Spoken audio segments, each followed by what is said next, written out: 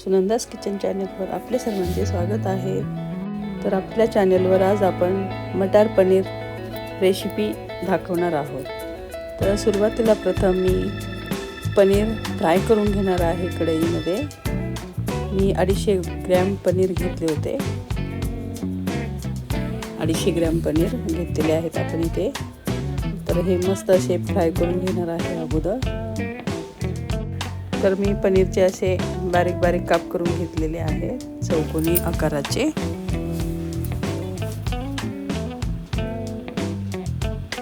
तेलामध्ये व्यवस्थित असे फ्राय करून घेऊया आपण। तांबूस कलर येईपर्यंत आपल्याला 5 मिनिट तरी फ्राय करून घ्यायचे आहे।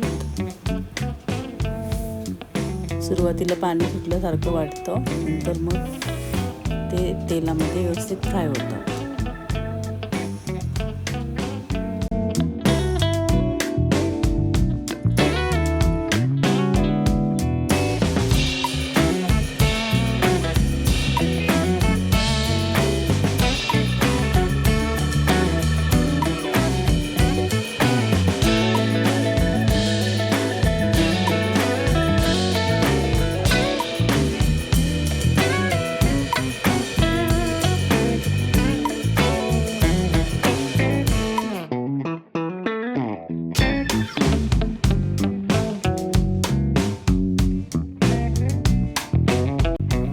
इथे मी 2 टोमॅटो कट करून घेतलेले आहेत, मोठे मोठे काप करून घेतलेले आहेत आणि 4 कांदे कट करून घेतले आहेत।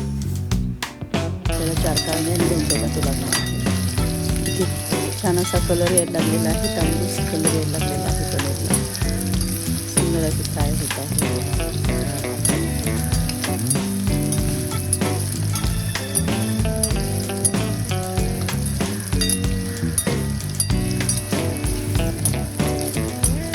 आपण एका ताटामध्ये याला काढून घेऊया।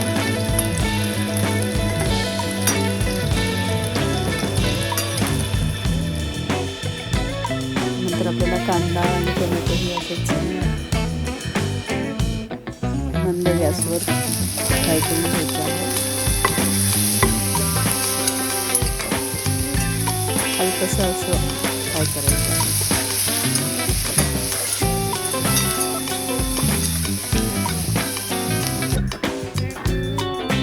नंतर आपल्याला हे कांदा आणि टोमॅटो, अद्रक, लसूण सर्व आपल्याला बारीक करून घ्यायचं आहे। मिक्सरच्या भांड्यामध्ये पेस्ट करून घ्यायची आहे व्यवस्थित अशी। इथे मी कढई ठेवलेली होती गॅसवरती, तेल गरम करून झालेलं आहे। यानंतर मी हे आलं, लसूण, अद्रक, कांदा, टोमॅटोची जी पेस्ट केलेली आहे ती यामध्ये ॲड करत आहे।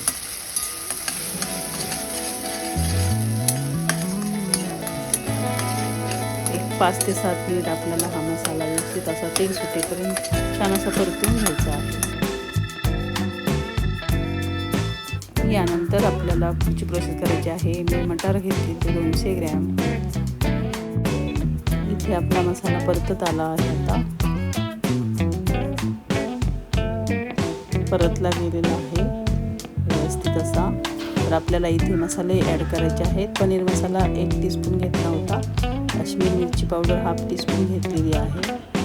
जास्त तिखट पण करायचं नाही आपल्याला।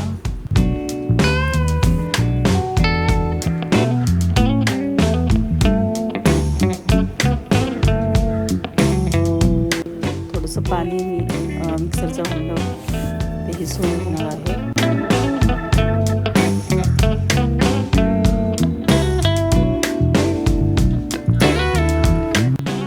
चला तर आपण आता पुढची प्रोसेस करूया। जे फ्राय करून घेतले होते पनीर ते आपण आता यामध्ये ॲड करायचे आहे।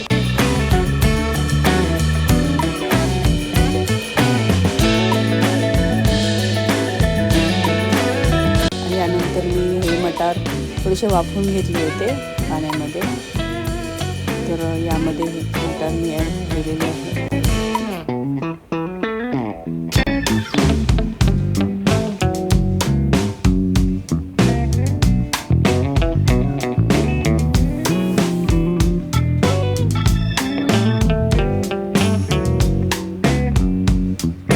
थोडं पाणी ॲड करत आहे मी यामध्ये।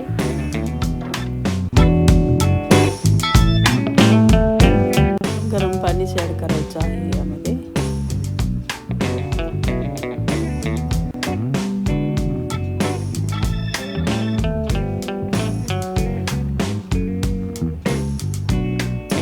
तर झाला आहे आपला मटार पनीर तयार. त्यामध्ये मी चवीनुसार मीठ ॲड करत आहे.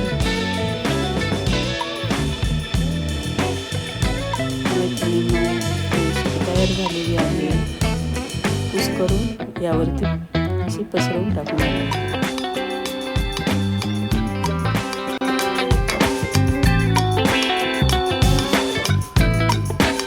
मैत्रिणी कशी वाटली आपल्याला ही रेसिपी नक्कीच कमेंटमध्ये सांगा. अशा पद्धतीने आपली रेसिपी तयार झालेली आहे. रेसिपीला लाईक आणि सबस्क्राईब करायला विसरू नका. थँक्यू. तर नक्की भेटूया आपण पुढच्या